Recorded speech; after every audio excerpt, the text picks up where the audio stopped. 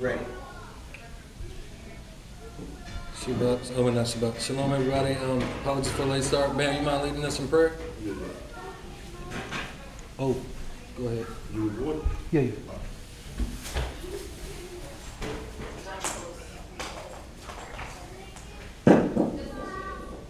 Heavenly Father, we'd like to say thank you for the many blessings that you stored upon us. Thank you for being Yah and Yah all by yourself. Thank you for what you've done and doing what you're doing. Now, Heavenly Father, we want to say thank you for allowing us to fellowship one more day. We just thank you for the vessel that you have presented us with to keep us on our toes with doing the right thing. We just ask that we do the things according to you, Heavenly Father. Not man, not by book, but of you, Heavenly Father. Continue to bring your truth forward so that men, women, and children may know the truth, Heavenly Father, and adhere to your word. Forgive us for all our sins, we pray. These men and blessed of God and Son, Yeshua's name. Amen. I'm on. So, last day, this is known as the 8th day of the Feast of Tabernacles. This was also known as the Great Day. So, 7 days you live in tents. You're celebrating the 8th day. It's a solemn feast, right? And you're just grateful that the Most High has tabernacled with you. So I hope everyone was able to spend time outside and really just reflect on yourself and the areas that you need to improve on. Now, with that in mind, today's lesson is kind of back into Tribe Mentality 3, the Tribe of Yah. So most of this is recap, because it's been a long time since we went over a lot of this. So let's just see what we remember and let's just go forward. So the Feast of Tabernacles, right? Leviticus 23. It says verses 33 through 44. And Yahuwah spake unto Moshe, saying, speaking to the children of Israel, saying, the 15th day of the 7th month shall be the Feast of Tabernacles for 7 days unto Yahuwah. So what was the tabernacle? The place, the meeting place. Meeting place. The body? Your body, of course, that's the ultimate one, right? And specifically, so the word is sukkah, and like they like to call this feast Sukkot, right? But this is the one where you stay in tents, right? 7 days you're supposed to have a tent out, you're fellowshipping, you're worshiping, you're enjoying your food, and you're communing with the Most High, right? Because I'm not really going to go over all of this again. Again, this part is just a recap. So, what can y'all tell me about Ecclesiasticus 10? Not you, Jerome. What do you remember about Ecclesiasticus 10?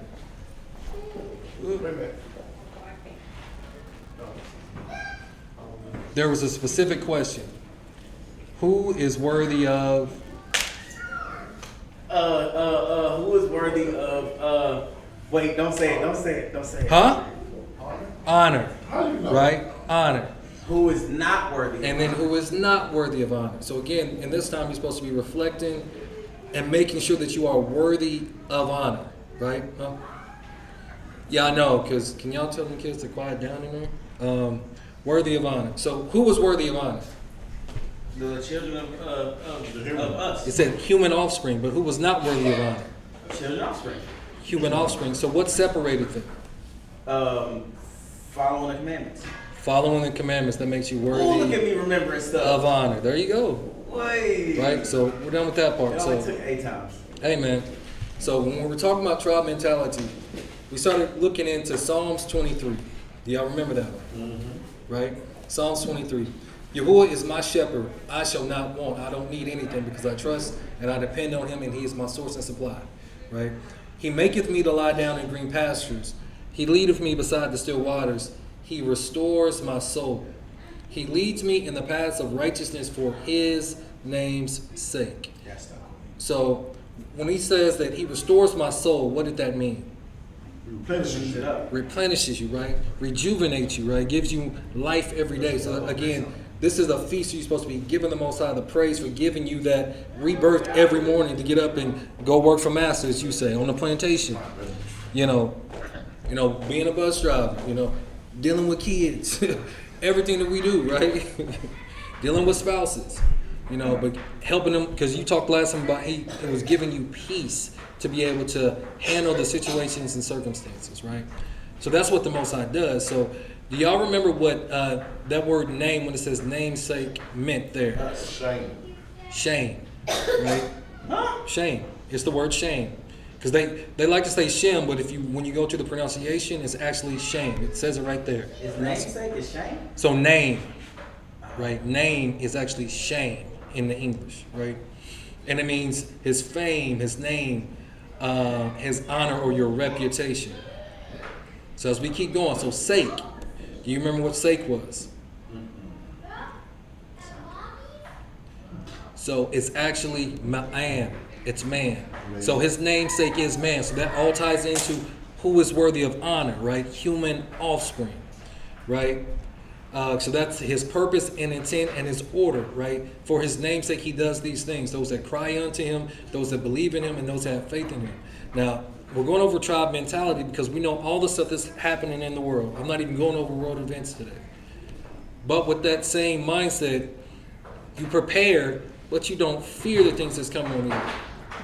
Because if you're fearing it, you're not really fearing the Most High. You can't have fear against the Most High and fear in the Most High at the same time. You got to choose. Those battle lines that have been drawn. Choose this day whom you will serve, right? So we keep going with Psalms 23. Yea, though I walk through the valley of the shadow of death, I will fear no evil, for you are with me. Your rod and your staff, they comfort me, right? So fear was the word Yahweh. Yahweh, right? To fear, revere, to stand in awe of, right? So what was the word rod? I can't remember. It's been a couple of years. Okay, so a couple of years is earlier this year. So the word rod is shebet, right? And it actually means a rod, a staff, a club, a truncheon, a clan, or a tribe. So he protects you in being in a clan or a tribe, right? So as we keep going, so again, that's shebet, shebet. The first usage was found in Exodus, I believe it's Exodus 31, if I'm not mistaken, right? Shebet, rod, staff, scepter, right? Tribe. That was Used 140 times, huh? Was that when Moses took up the rod? Rod, yeah. Huh. It all, because this is a Hebraic concept, right? So then the word staff, it's the same thing. It's a different word, but the word staff is mashina, or mishana. Let me say it correctly. And that means, so his rod, it means he protects you inside of your tribe. And then the staff means he supports you in every way possible. So no matter what's going on in the world, we know that his rod, which is actually us because we are his battle axes and weapons of war, but in us operating as a tribe, he supports us every way that we can think of. Right? That's why we've been doing what we can individually to prepare and as a tribe to prepare. Go ahead. You got a question? Ask me. No, it was more. No, yeah. Okay. It's fine. So, like, as I was contemplating on this, there were a few questions that popped up. So, this is a question I'm asking everyone. You individually, is you and your individual tribe operating as a tribe individually? I'll start with you. No, Why not? it's on me. I love that. Accountability. I love that. He took my answer. But it's the same reason that I don't wear that blouse. I don't choose color like I should. I don't read. I do not So, study to show myself approved. can I ask what's stopping you? I don't know if that's the same reason for Bam from chewing the cud. I have no other word that floating in my head other than laziness. Honestly. Like sheer, utter. Like, Hey, it's like, I respect that. You're being honest. I can respect that. it's like when I go to grab it, it's like there's always something else that pops up. Distractions. Yeah. Now, you realize these distractions are the same things that can keep you from getting into the kingdom, right? Because when Mashiach and the Most High comes back, he ain't going to be caring about you saying, well, I was distracted in that day. Now, we can all agree with that, right? What? Answer the question. You and your... You can scoot up to the next row. Yeah. You ain't got to. You know, you don't have to. But know, but that's my, like you said, it's my fault. Okay. I prepare for Sunday mornings, just in case I have to speak. Right. But they don't hear what I have to say until Sunday morning. Right. She let me know what I'm gonna speak about on Sunday morning if I have to. Cause she don't hear a lesson, she won't hear my lesson till Sunday morning when I present it from the congregation. But okay, so outside of you giving a word, right, or a lesson, like the operation of your family, do y'all operate like in order, in line? Because I got to be honest too.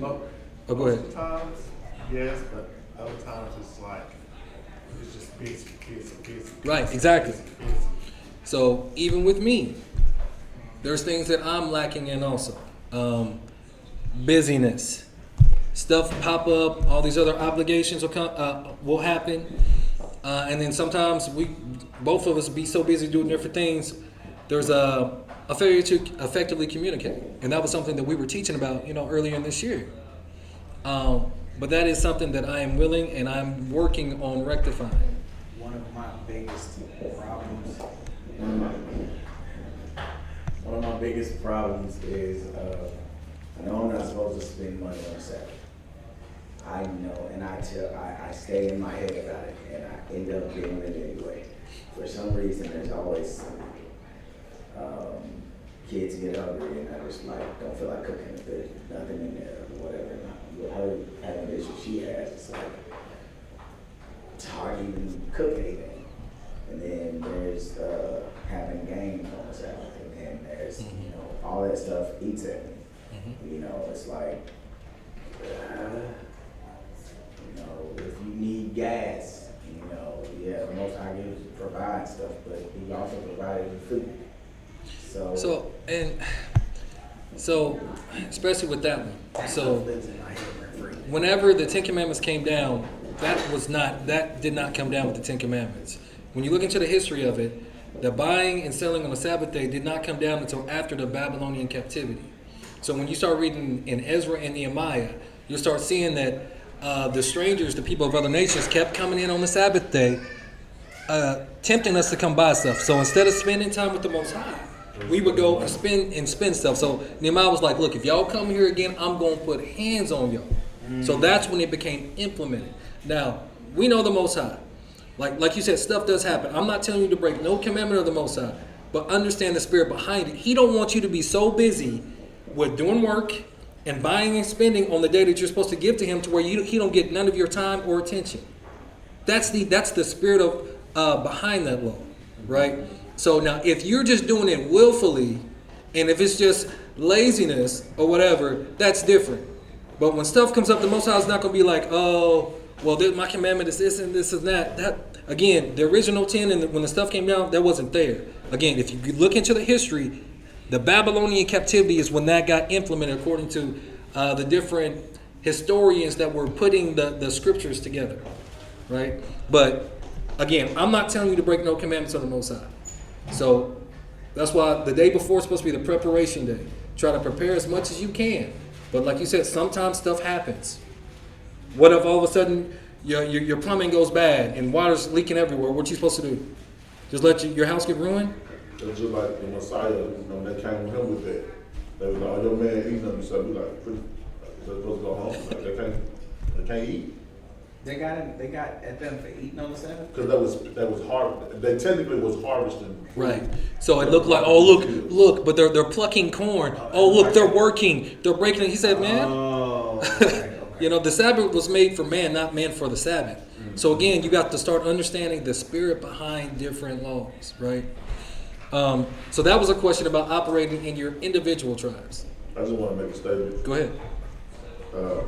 I know I put that on me. I take like 90% of that off of me. It's because I wasn't born rich. And so what does that got to do with anything? Because, you gotta act like we don't operate. Because if I was born rich, I don't have to work. And I was born with kids. You wasn't born with kids. You weren't born with kids. You was not born with kids, bro. There's no way. But nah. So, another question, because like that, I was pondering on that. So we asked the individual question. Now, Am I an active participant in the tribe? I'll say yes. Okay. Yeah. See, See? See? See? Just good. Yeah. Yeah. We are one. Yeah, y'all are. Absolutely. And I just want to thank y'all for y'all's continued attendance, participation. Your giving is not going to waste. I'm gonna wait a little bit, but there's some stuff we got to start talking about. But you have to, like, being an active participant means you keep doing it. You don't just do it for a season. You know, when the times is good, the money's rolling in or whatever, you still got to keep being consistent. And we're doing that. So let's just keep that momentum going, because we always want to, for lack of a better term, give our money away to people that don't do nothing for us. So another question. Stuff hits the fan. Nothing you can get at supply chain. How many people that you be giving money to do you think you could actually depend on when the stuff hits the fan? Probably about 3. I'm pretty much my mom and her descendants. That's it. this place, Huh? this place. No, I'm talking about outside of this place. I'm talking about like the people that you give your money to. Because, you know, friends, quote unquote, family come and all these sob stories. They need money for this, they need money for that, and whatnot. Let it go. You okay, sweetheart? That's it. Oh, okay.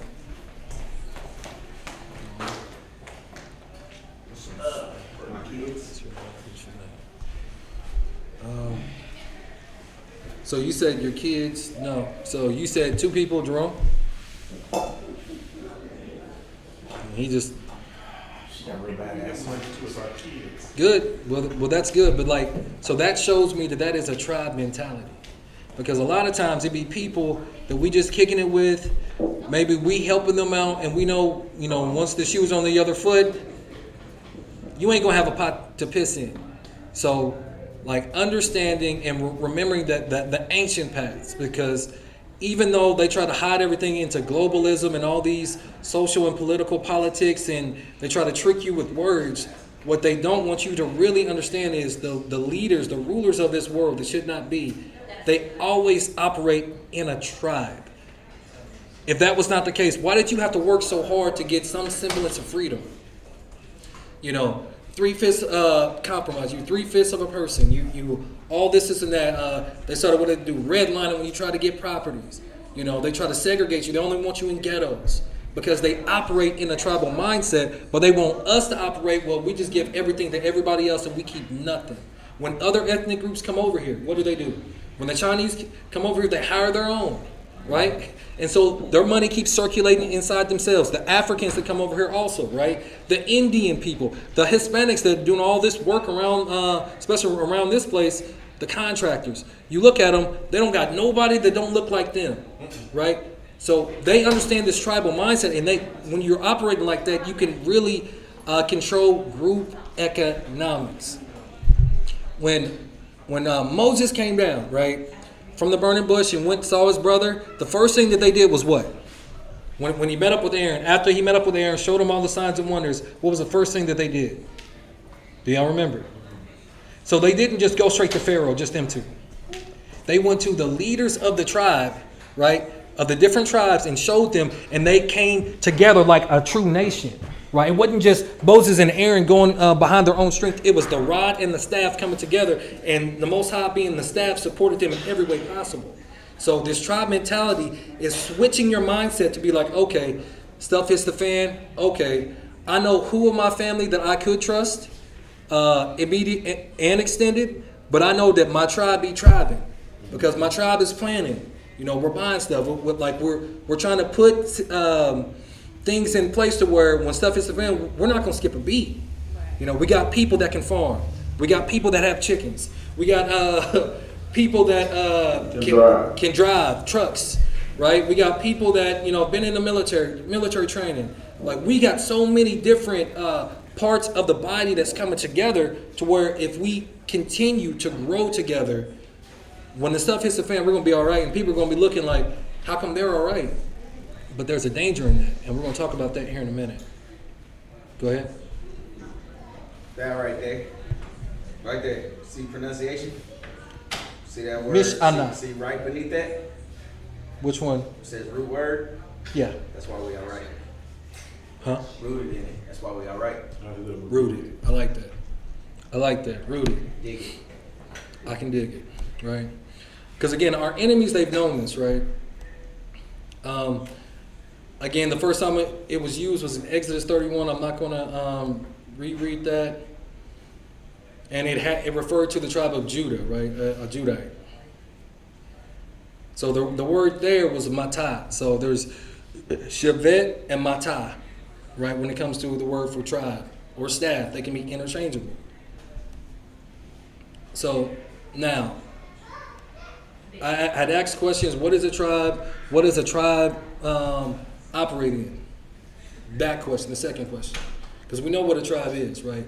It's a group of back then it was people that were related or maybe interrelated through marriage, and then they would work together as what they call now community, which is really common unity put together, right?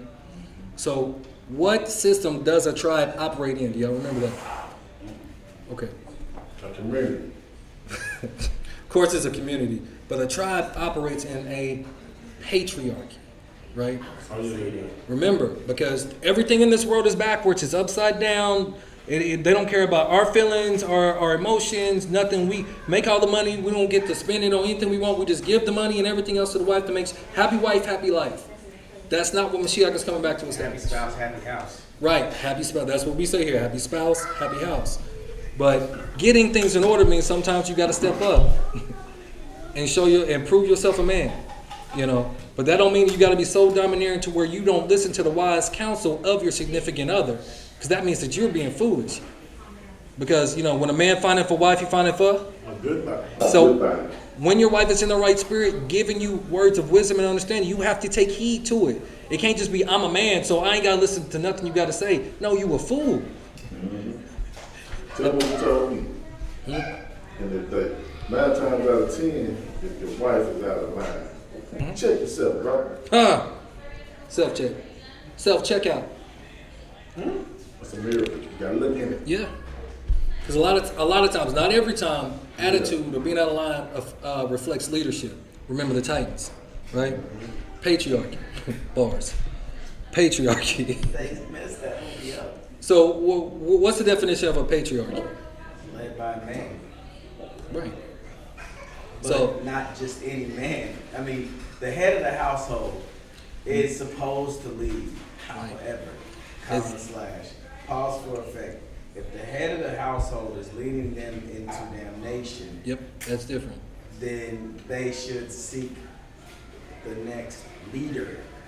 Right. Yeah, you But got to be praying to the Most High to that's- fix those crooked that's- places. Yeah. That's a lot of teeth. Because like once you get wedded, you know, and you're one flesh, it's hard to get out of that. Save fornication and like adultery. So, you know, but like you said, so the patriarchy is led by a male chief, right?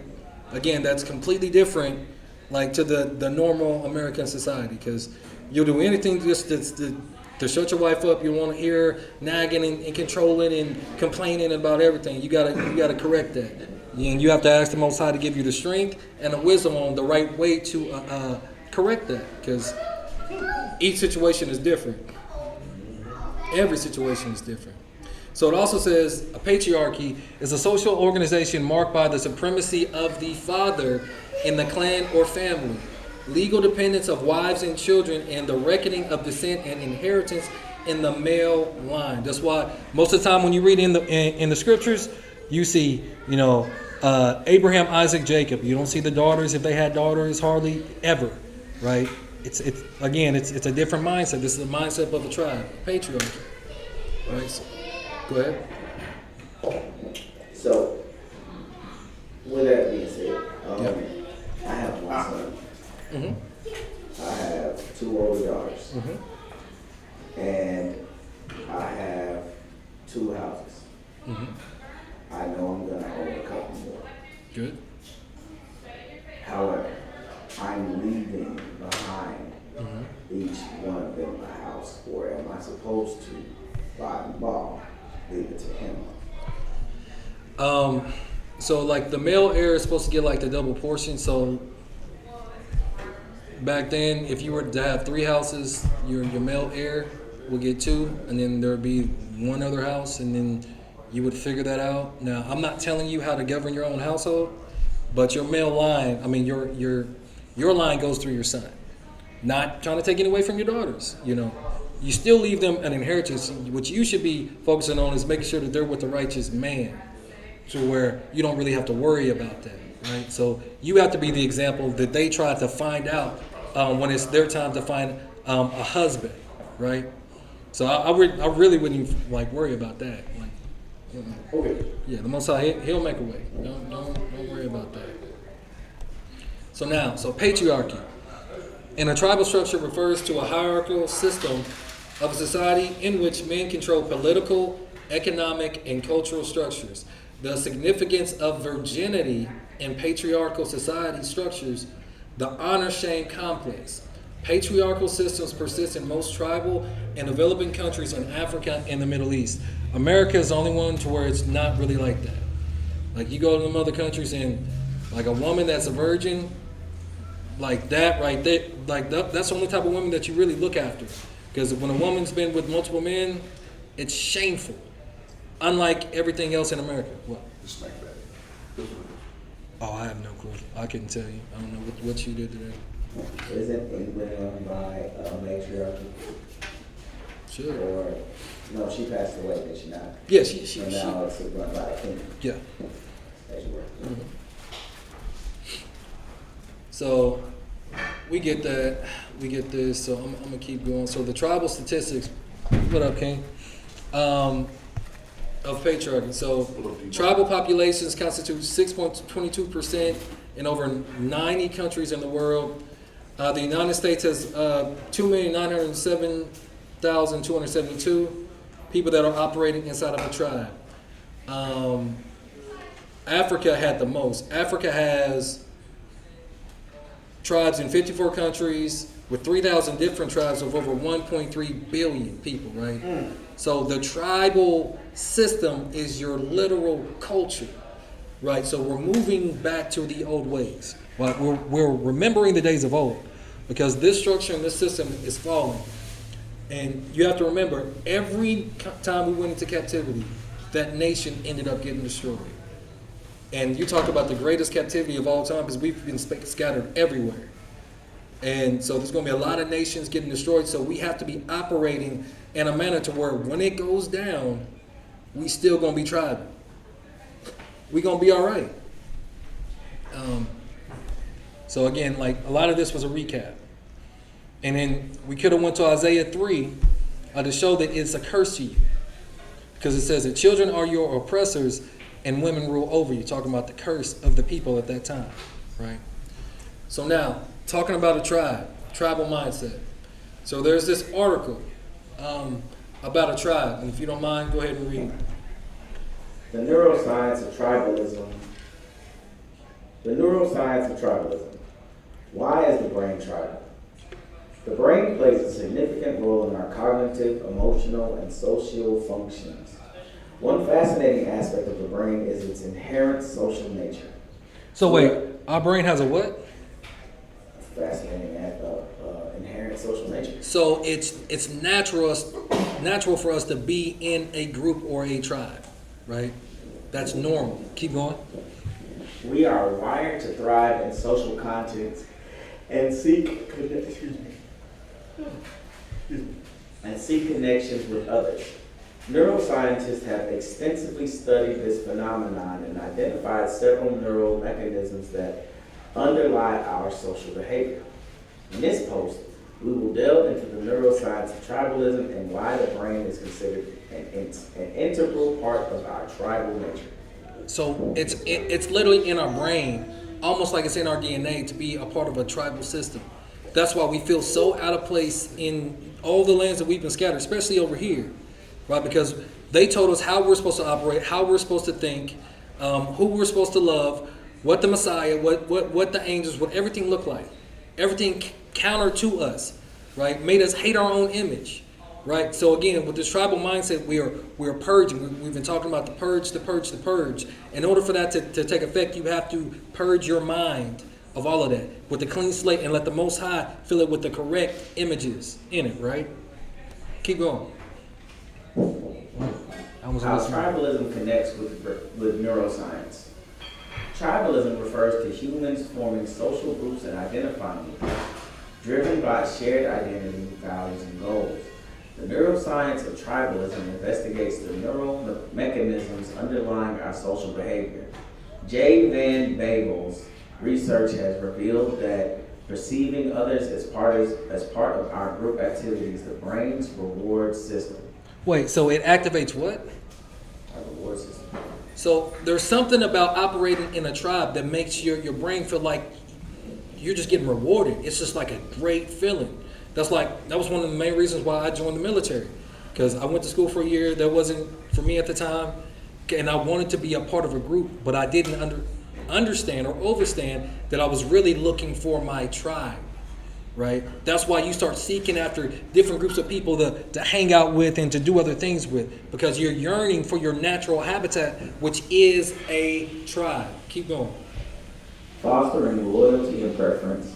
Tanya Singer's research has demonstrated that perceiving others as part of our group activates the brain's empathy circuit. Promoting compassion and cooperation, these findings highlight how our brains naturally seek social connections. Contributing to tribalism, Ivan Babel. Yeah, that's the name of his article. But it said that it promotes compassion and cooperation, and then it talked about empathy. So you become a kinder person when you're operating as part of your actual tribe. So I'm gonna ask y'all another question. Are y'all a part of a tribe? Yes. Yes. Okay. Hey. Okay. Continue. Mm-hmm. How tribalism connects with neuroscience. The brain's tribal nature stems from the importance of social behavior for human survival and evolution, as explained by Tissandier.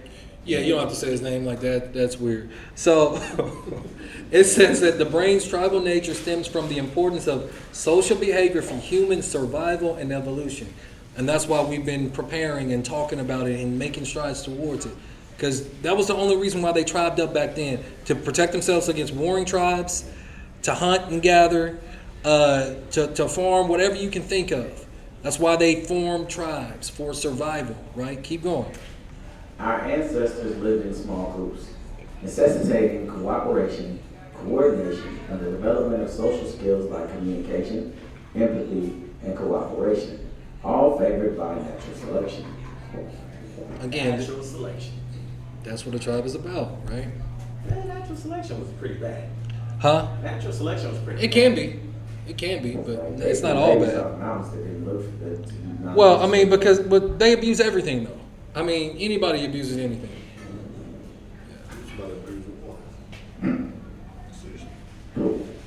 The role of group identity in brain function. Research demonstrates the significant impact of group identity on brain function. Functional magnetic resonance imaging, fMRI, studies reveal that symbols associated with our groups, like team logos or political emblems, activate reward centers in the brain. So again, it actually increases your memory. Nothing but benefits when you can properly operate in a tribe, right? Keep going. A study conducted at UCLA observed increased activity in the ventral stratum and ventromedial prefrontal cortex regions associated with reward and value processing. These findings suggest that the brain perceives group identity as rewarding and valuable, shedding light on the neutral mechanisms of tribalism. Additionally, the release of oxytocin and vasopressin affects sensory information processing, enhancing social recognition, memory, and further linking group identity to pleasurable and rewarding experiences. So we're not reading anything bad about being a part of a tribe. Everything is all positive effects of it, right? So, Bam, you mind reading this one? The role of group identity and brain function. Mirror neurons are also thought to play a crucial role in social cognition and may be involved in developing empathy and social bonding. What's the word? Giacomo Yeah. Giacomo Rizzolatti. first discovered these social. Specialized. I got it. Specialized. Oh, was him? These specialized cells in the brain, which activate not only when we perform an action, but also when we observe someone else doing the same. And then again, this gets activated when you're doing this as a part of a tribe. Keep going. In the greatest century, in the 1990s, 201, what was it, 2011. 2011. Let me get up. You need some glasses, brother. Nah, your color scheme be out. In the 2011 book, Mirrors in the Brain, How Our Minds Share Actions, Emotions, and Experience, he explains the role of mirror neurons in social cognition and empathy. Mirror neurons in the premotor cortex and inferior pineal. What's that word? Parietal lobe. What is that? Facilitate understanding others' intentions and emotions, promoting empathy. So now it helps you to better understand each other when you can properly operate in a tribe, right? They are vital for social cognition, including imitation, social learning, and predicting behavior. Mirror neurons also foster social bonds, synchronizing our actions and generating shared emotions, enhancing social interaction. So again, everything about operating in a tribe enhances your bond, your empathy, your understanding, and the way that you work together. Go ahead. That word is parietal. I just looked it up. I just said, yeah. Parietal. I Parietal. just wanted to be. Appreciate you. Gotcha. I'll read this one. You're good, bro.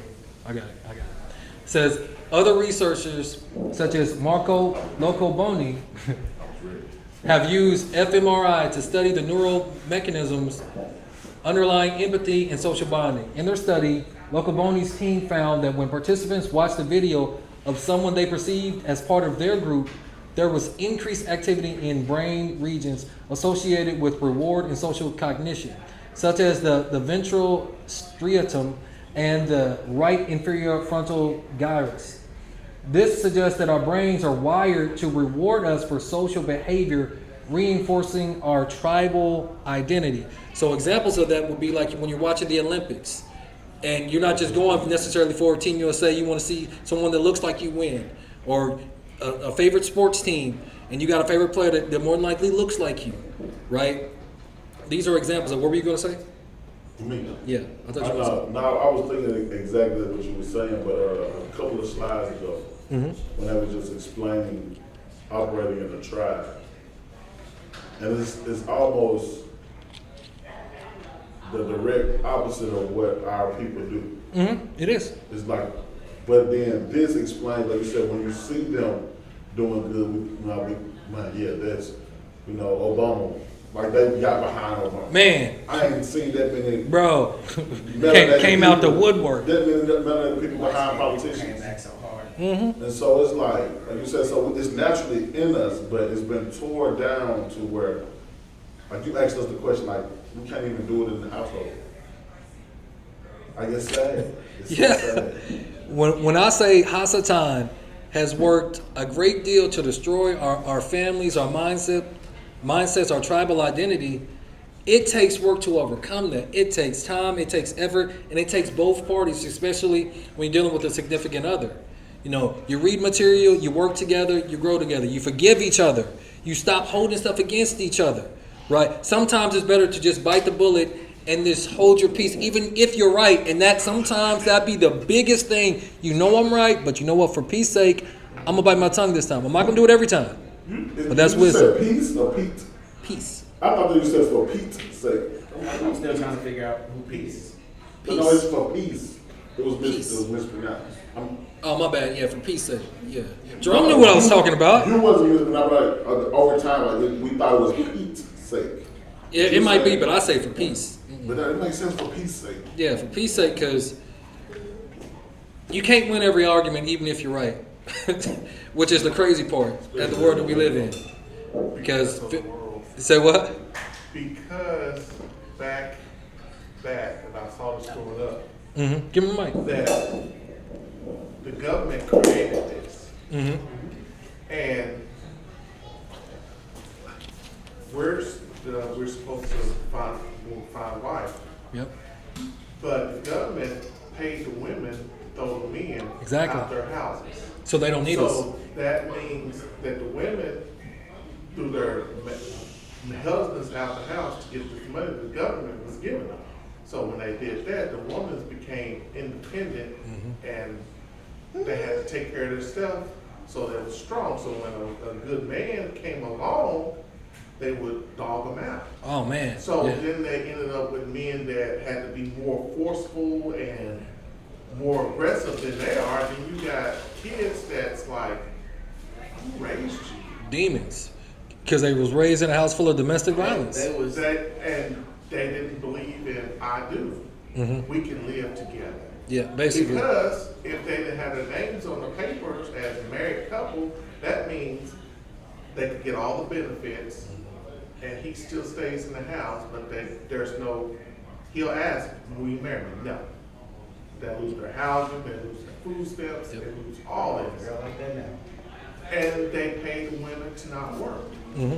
So when they worked, if they had a man, they cut them off. If they start working, they cut them off. So you got single women living off the sisters, and they had to be the husband and the wife. And contrary to what everyone thinks, a woman cannot raise a man. That's what we've been talking about. They can't. They You look at this generation getting raised now, and you can tell, like, man, So where was your we father? can- when we're on the bus, we can tell who's been raised by women because of the way they act. And they portray men as soft and weak, and they're raising their kids soft and weak. And the girls are raising like it's like you said, a reversal. The Aggressive. girl's supposed to be sweet and kind, and the boy's supposed to be aggressive. But if you walk out on the football field, don't do my baby like that, no. And they babying the boys Yep. and treating the girls harsh and cussing them out. I'm like, what are y'all doing? This is opposite. It's backwards, man. So Like, when a man tries to step up and get in a relationship with a woman with kids, not only do they have to fight the wife, they have to fight the kids because you ain't my daddy. man. But you haven't had a male figure in your house to show you how To be a man. boy, to how to become a man. Oh man, you preaching right now. So when a man, like you said, when a man gets in a relationship with a female, he's got to pick and choose his battles. Is it really worth it? But he also has to show that he is a man, so the woman will want to follow him. Facts. It's a very delicate and thin line because of how we've been programmed, right? Because like I said, you have to pick and choose them battles. Because even if you're right, because I know me and you, we've had conversations. 90% of the time, for peace sake, sometimes you just gotta let it go. To caveat off what Jones was talking about, when they did that, the welfare, Yeah. the welfare deal, when they did the welfare deal, there was women, our women, were becoming less dependent on the system, less dependent on massa, and massa couldn't have it. So that's why it was that we don't have to vote break you. We'll get them to do it. Yeah, emasculate you.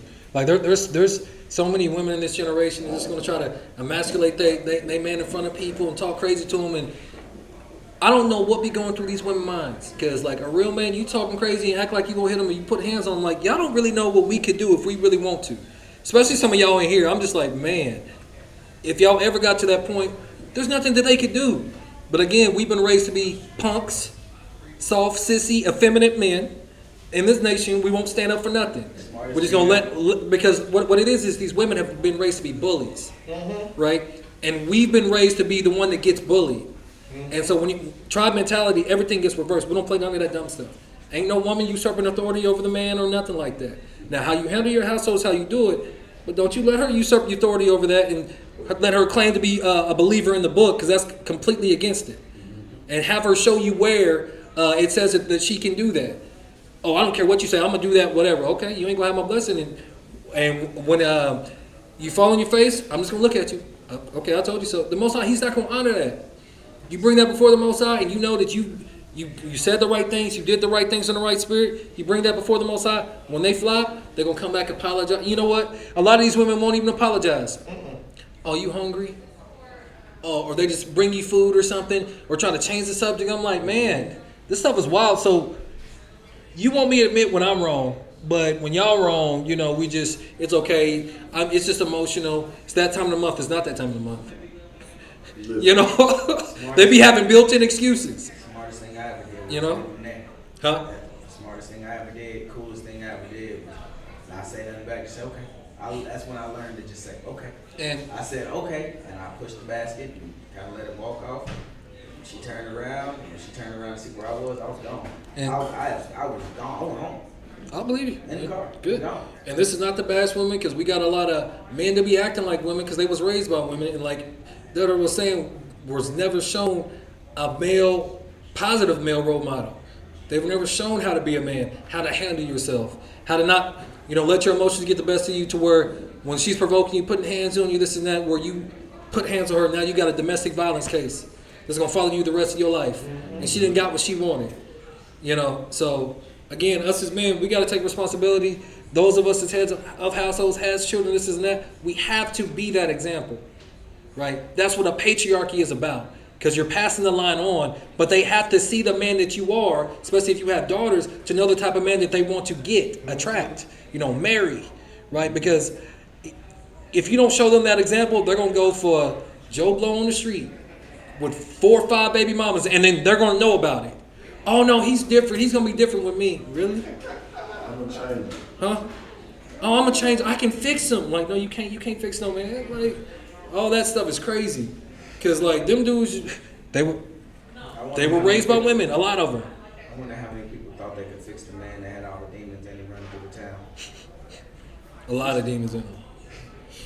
A lot. I don't even know how we got on that, but I guess that needed to be. I talked about. We're done with this slide, right? Yes. Okay. Okay. So, in-group, out-group bias. In-group, out-group bias is a well-studied phenomenon. Refers to the tendency of individuals to favor members of their group and discriminate against members of other groups, right? We see that all the time, because that's what they did against us, and try to tell us, civil rights, come one, come all. But again, you have to be able to discern your tribe, because even though people don't look like you, does not mean that the Most High is not bringing them to you to be a part of your tribe. So if you have so much hatred in your heart to where you're racist, you may want to go to that self-checkout. Because if you didn't watch the lesson, Mixed Multitudes, that's not what you think. Go back and watch that. Because Ezekiel 45 lays out that when the Israelites go back into the land, right, and Mashiach is back and all this and that, the strangers that cleave to the covenant, that cleave to the people, will be able to stay in whatever soul land that they choose among the tribes. So that does not mean that it's just going to be people that look like you. What kind of kingdom is that? That don't make sense. Your tribe is not necessarily going to look exactly like you. They're not. A lot of them are not going to be related to you. Huh? Yeah, no, I mean, that's a fact. That's a fact. And again, so governments and countries and nations, they operate with this, in all these social constructs. They prioritize who they're going to hire. That's why we don't have a lot of representation anywhere. What do you think that is? They have all these pretty little words, but that's really tribalism. So they're operating in it, and they're keeping you just trying to find, like, I don't know what to do. Like, my own people don't like me, so I don't know. Maybe I should just not like my own people and just choose people of other nations just because, I just don't know. They have to keep you confused, right? This bias can lead to intergroup conflict, hostility, violence, also, right? So we know that because that's what they did to us. So now, I'm going to skip this last one. No, I'm not. For instance, a study of Lieberman found that when participants viewed the faces of individuals from their own social group, that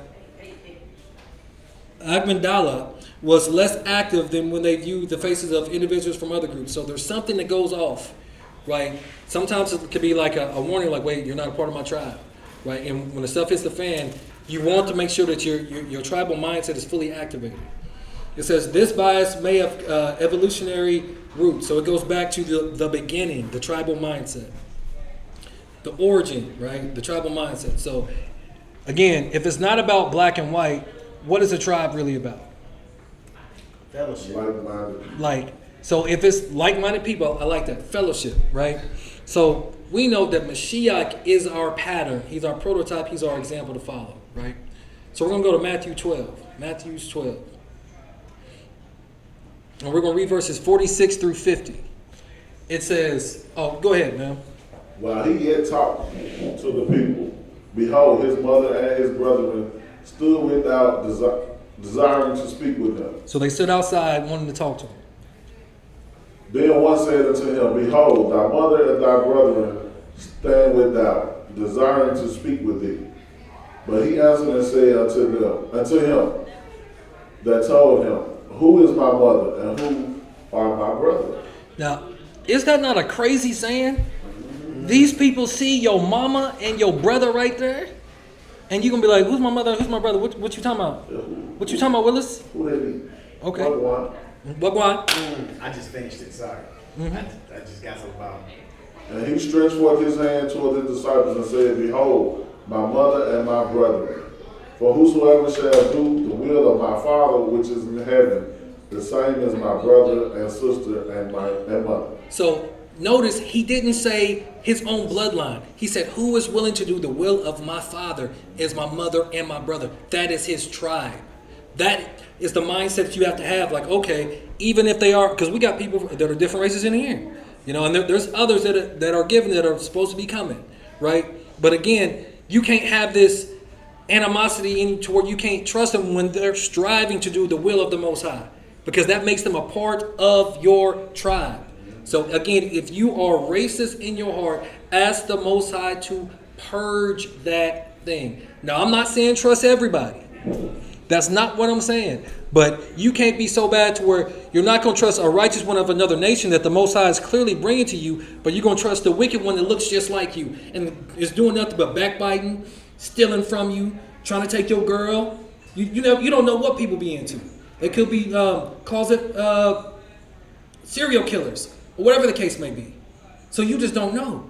So again, when the Most High is making you aware of the people that's a part of your tribe, don't shun it. If they're doing the will of the Most High, if they're seeking Him, and you can tell when somebody's really doing it or when they're just talking about it, they are a part of your tribe and you must let them in, right? Are we clear on that? Oh, yeah. Oh, yeah. Because especially because we're going to go to John 6, with the stuff that we're doing, I don't even tell a lot of the people that are part of my own family anything we got going. What's the point? I know you into some other stuff. I'm not going to brag about it. I'm definitely not going to show you. I'm not going to make the mistake Hezekiah did, letting the king of Babylon come in and see everything that they had. Next thing you know, the southern kingdom of Judah goes into captivity. No, I'm not going to be a fool like that. No, I don't care. Blood is not... blood might be thicker than water, but that don't make it true. That don't mean you're a part of my tribe. The floor is thicker. So it only looks thick on the floor. Yeah. Blood is thicker than water. Yeah. Blood is thicker than blood. Yeah, and again, all those two things can be true, but that don't mean you're a part of my tribe. It's accurately identifying your tribal members, knowing it, right? Because the times that we're coming into, you're going to have to be serious about it, because there's going to be family that knows that you have things set up and try to convince you to give the stuff that you have already, because you're already a part of a tribe that will help you out and give you more food or provisions or whatever the case may be. Don't fall prey to that. I'm telling y'all, because the stuff that we got is for the people that are active participants in the tribe. I cannot harp on that enough. Don't just be telling everybody everything. They don't need to know nothing we got going on, right? John 6. Huh? Well, somebody's been preparing me. I'll tell you something. Oh, well, give him the mic. I can't hear you. Mike, ski. I was just saying, my cutout game, because you know how I was. Mm-hmm. Mike, a people person, love people, still love them. But now my cutoff game is strong. I'm talking about. But they said my circle so little, it's just a period. Oh, So that ain't that small. But like I said, man, he been dealing with that with me. Like I tell people all the time, I'm like, wow, we just administer to my people.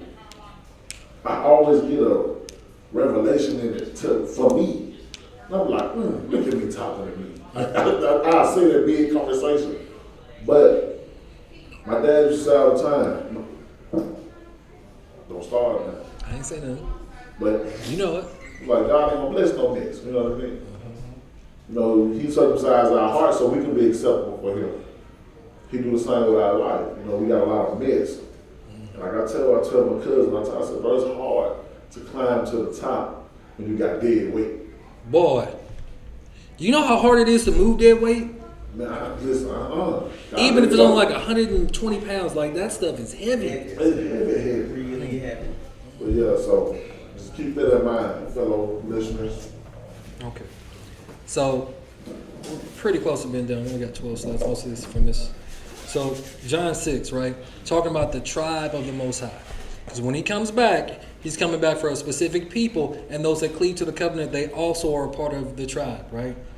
So, with me saying that, I'm not trying to scare nobody away, but we're going to go to John 6, and we're going to read verses 28 through 68. So, go ahead, Brandon.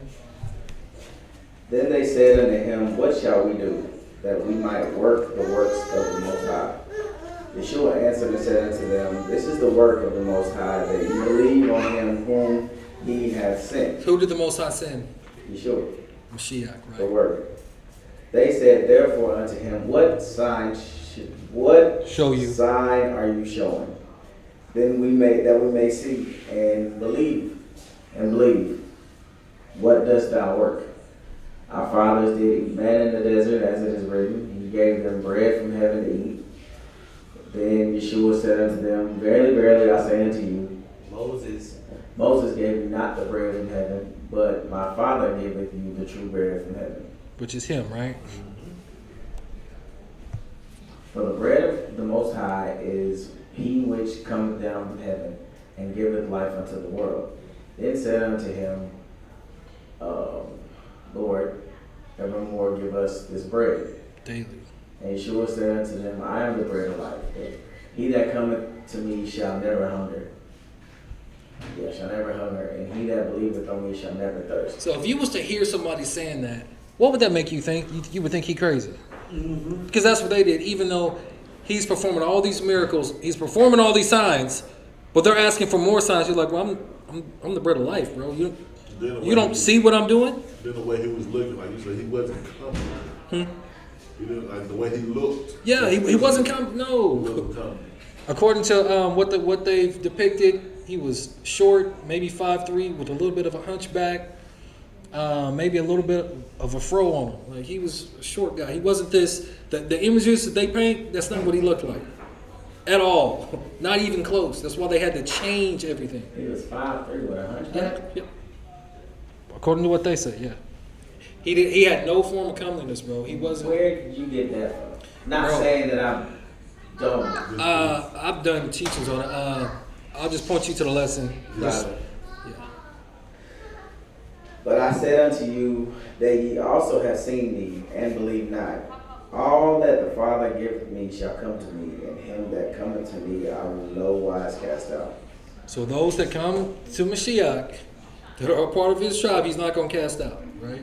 But you got to believe on him. So even with all this stuff coming on in the world, we know that he's going to protect his tribes scattered throughout the world, right? Keep going. For I came down from heaven not to do mine own will, but the will of him that sent me. And this is the Father's will which hath sent me, that of all which he hath given me I should lose nothing, but should raise it up again at the last day. So wait. Now, a lot of times we gloss over that.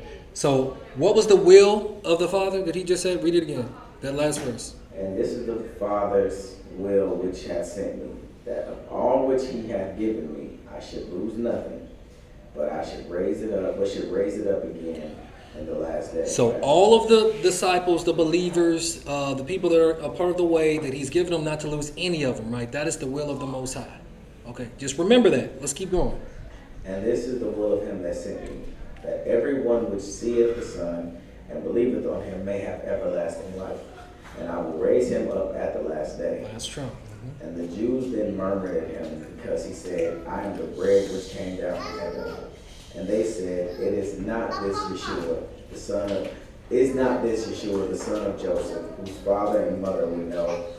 How is it then that he said, I came down from heaven? Man, look, wait a minute. I know his mama, I know his daddy. What are you talking about? He came I down know from the heaven. people. What's you talking about? Talking about you the bread of life. Man, you ain't nowhere near 50 years old. What is you talking about? Yeshua therefore answered and said unto them, murmur not among yourselves. No man can come to me except the Father. No man can come to me except the Father which has sent me draw him. And I will raise him up at the last day. So nobody comes to me except the Father sent you. And then if you stay in that faith, in that trust, I'm going to raise you up at the last trump, at the end times, right? Keep going. It is written in the prophets, and they shall be all taught of the Most High. Every man therefore that hath heard, hath learned of the Father, cometh unto me. So there's no getting to the Father without going through Mashiach. Okay, keep going. Not that any man hath seen the Father, save he which is of the Most High. He hath seen the Father. Verily, verily, I say unto you, he that believeth on me hath everlasting life. Right. I have questions. Go ahead. Hadn't someone seen him before this? Wasn't it Enoch? Enoch. But Enoch got translated. Huh? So when you actually see the face of the Most High, you can't I'm stay there. saying Yeshua said nobody's seen him but me. So from John's account of what's going on, yeah. So in other accounts it talks about no one can see the Father and live. So when you see him, you got to go up. You have to be translated. To put it in a easier analogy, you beat the game. Oh. Yeah. Enoch, Elijah beat the game of life. So they had to go up. Word, Right. word. I am that bread of life. Your fathers did eat manna in the wilderness and are dead. This is the bread which cometh down from heaven, that a man may eat thereof and not die. I am the living bread which came down from heaven. If any man eat of this bread, he shall live forever. And the bread that I will give is my flesh, which I will give for the life of the world. The Jews therefore strove amongst themselves, saying, how can this man give us his flesh to eat? Right? Carnal, right? So he's talking of spiritual things and they're thinking physical. Because they're thinking like, wait, so even if we eat the word, so he says, sooner or later I'm going to die. But they're not thinking about that soul, that second death that none of us want to be a part of, a partaker of. They're thinking carnally. So wait, he going to give us his flesh? Like, what is he, a vampire? Like, what is he talking about? Then Yeshua said unto them, verily, verily, I say unto you, except ye eat the flesh of the Son of Man and drink his blood, ye have no life in you. Now that has to do with Passover. Of course, that has to do with his words, his commandments, and following his example. Right? Keep going. Whoso eateth my flesh and drinketh my blood hath eternal life, and I will raise him up at the last day. So whenever you're eating meat and you're drinking wine, that symbolizes what? Eating flesh and drinking blood. Eating flesh or eating meat and drinking wine symbolizes a covenant. Right. For my flesh is meat indeed, and my blood is drink indeed. He that eateth my flesh and drinketh my blood dwelleth in me, and I in him. As the living Father hath sent me, and I live by the Father, so he that eateth me, even he shall live by me. By me. Okay. This is... Ben, read this one, if you don't mind. This is that bread which came down from heaven. Not as your fathers did eat manna. Did we just read this? Did we just read that? Okay. No. No. Just repeat this. So that means pay attention. You know, whenever they say something twice, you really pay attention to what he's saying. Yep. And are dead. He that eateth of this bread shall live forever. These things said he in the synagogue, as he taught in Capernaum. Many therefore of his disciples, Yeah, many therefore of his disciples, when they had heard this, said, this is a hard saying. Who can hear it? So they couldn't stomach it. Like, wait, we gotta eat his blood or drink his blood and eat his flesh? Like, man, this is rough. You know, and you know, we read in Matthew 12 where he said his own family ain't really his family if they ain't doing the will of the Most High. Like, who can hear it? Who can really take that? Who can stomach it? Who can chew the cud on it, right? Keep going. When Yeshua knew him in himself that his disciples murmured at it, he said unto them, do this offend you?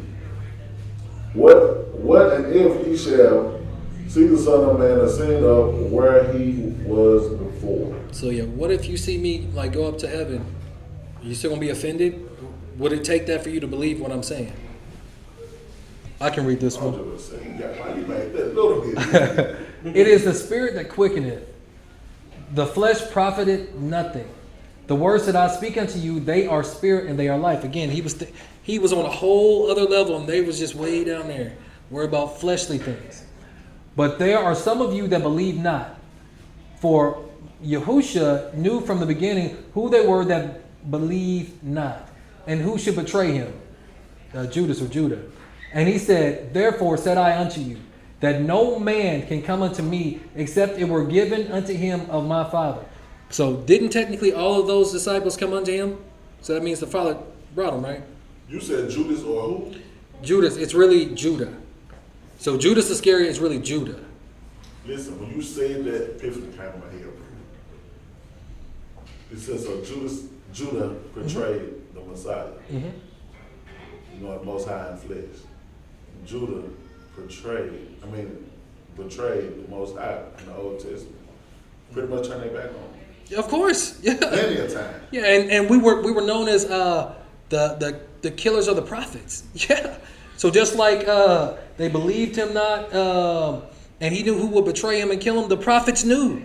A lot of those people, it wasn't just Judah, but there was people from the northern kingdom that would go and be killing prophets also. But there was a lot of people that were in the southern kingdom of Judah that would go and kill prophets, because when a prophet would prophesy, most of the time, 90% of the time, it was somebody was going to die, a nation was going to fall. It wasn't good. You would almost hate to see a prophet show up. And so the southern kingdom is the kingdom that the Messiah pretty much came back and got back, or was it the northern kingdom? So no, so when Mashiach came back, it was only the southern kingdom of Judah. The northern kingdom were mainly in Asia Minor, still in the lands of their captivity. So he would go to different places where they were at, and some of the southern kingdom of Judah has set up synagogues. And so when you see Greeks in the text in the New Testament, a lot of times it's actually talking about Greek-speaking Jews or Israelites of other kingdoms, other nations, right?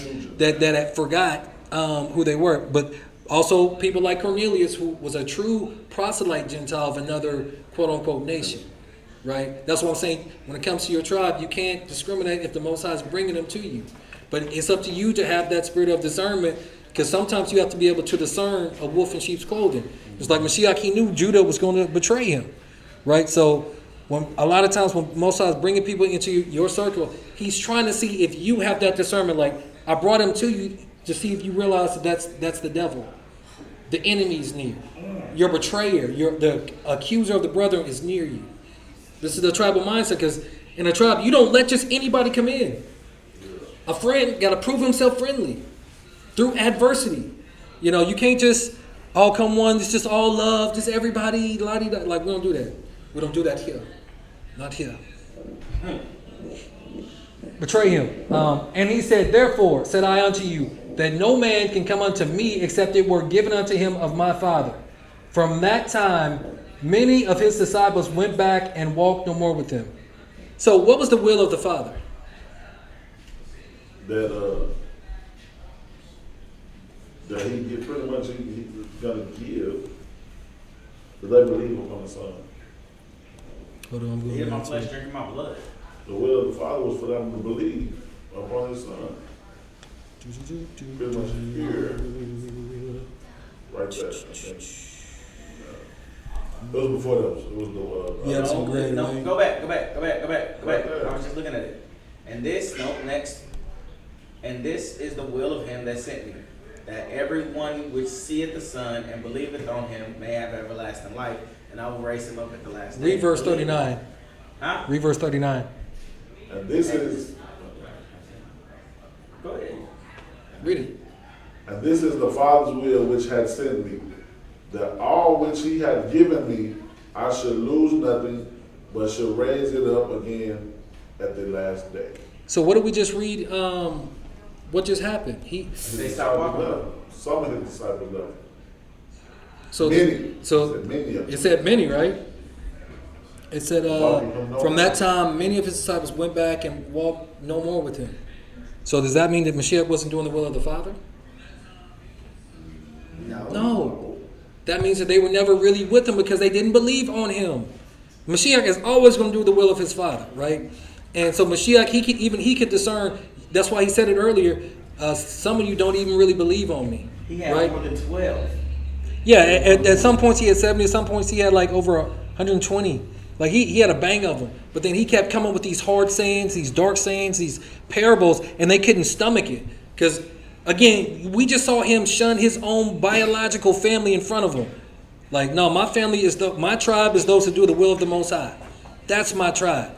So that's the type of mindset that you got to start kind of morphing into. Like, I'm not going to shun everyone away, but I'm being very, very particular with the things that we have because I know my tribe. And I trust in the Most High with the tribe that he's given me. And I trust in Mashiach. You know, because like I said, we've been doing a whole lot. I'm not really going to talk about a lot of this on air, but I want to pass something out.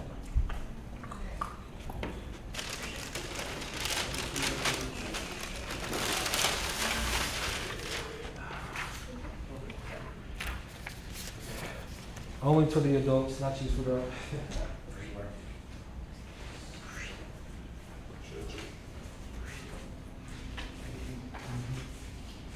Give one of this to you.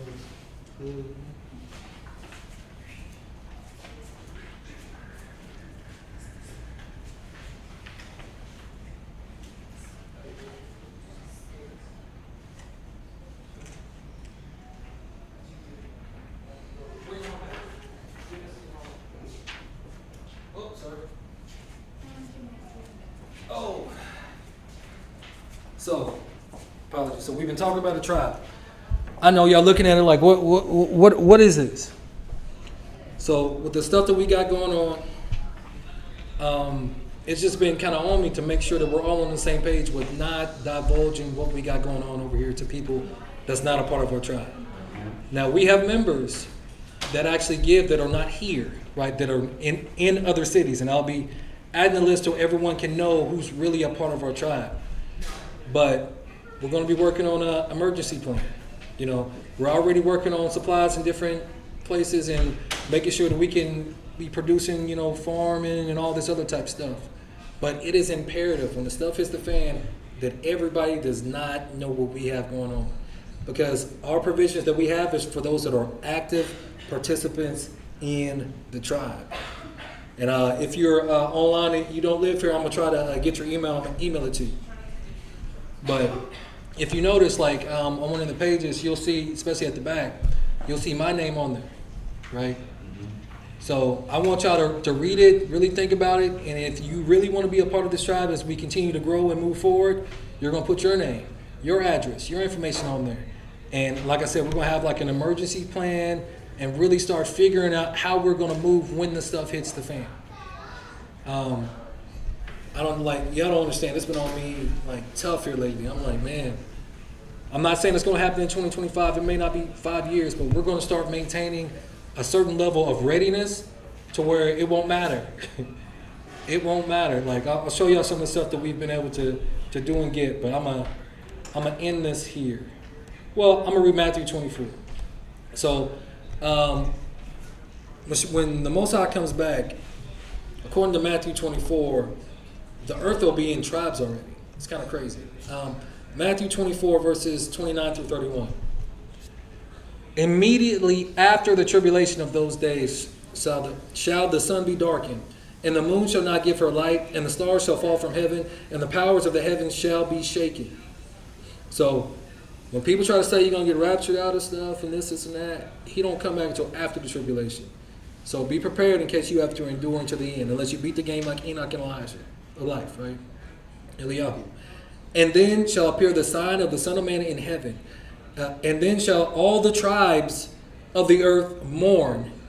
And they shall see the Son of Man coming in the clouds of heaven with power and great glory. So at that point in time, tribes, right? But they're going to be mourning because they're not prepared for anything. So we're preparing spiritually, mentally, and that's another thing that we're going to have to start preparing physically. I didn't get a chance to get that printed off, but I'm going to create a sheet to where I'm going to have everyone literally make physical goals that you want to get to. A physical weight, physical fitness, because we can't be getting spiritually ready and then we're not getting physically ready. So that's something else that I'm going to be working on. A lot of stuff that we've got to iron out, and that way we know and we can be pushing each other for greatness and holding each other accountable, operating in a tribe so we don't have no weak links in everything. Even potentially in self-defense training. Let me just say that. I'm not going to say what I was going to say, but yeah. And he shall send his angels with a great sound of a trumpet, and they shall gather together his elect from the four corners, from the four winds. Those are the tribes. Because you remember in Revelation 7, there's 12,000 of each of the 12 tribes of Israel that are sealed. So those are the leaders, right? But that's not going to be all the people that's going to be a part of the tribe. There's going to be a number of people that you can't number, right? But that's still, if you're a part of that tight-knit group that makes it over there, you're still going to be ruling the world. You'll just have, 144 that's going to be over you. But again, when that happens, that tribal mind state has got to be in you. It's got to be encoded in you. So start figuring out the things that you have to separate from and the ways that you have to grow in. Because, like I said, I'm going to put this sheet together, and we're all going to have physical goals, weight goals, conditioning goals. And as a tribe, let's just meet these goals and let's be prepared for what's coming. 200 pounds. Huh? Okay. My goal is 200 pounds. And When I create the sheet, put it on there, and then we'll have it like, okay, let's see. We'll get plans, and we'll start doing what we got to do. But this is the tribe of the Most High. And that's all I got. Make sense? We good? Jerome, you mind praying us out? Dear Father, we can another day bless us to see. Dear Father, thank you for this gathering. Thank you for this assembly, dear Father. Thank you for the knowledge that was given to us tonight, dear Father.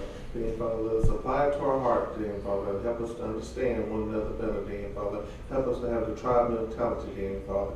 Dear Father, as we go our separate homes, our separate destinations, dear Father, be with us. Be with the pilot of our vehicles, dear Father. Let us find our homes better than we left them. Peace and blessing us, your Son, Jesus' name, I pray. Amen. So again, we are YAH'S Assembly. Please subscribe, hit the notification bell, like and share our content. And as always, until next time, peace, tribe. Whoa, whoa, whoa.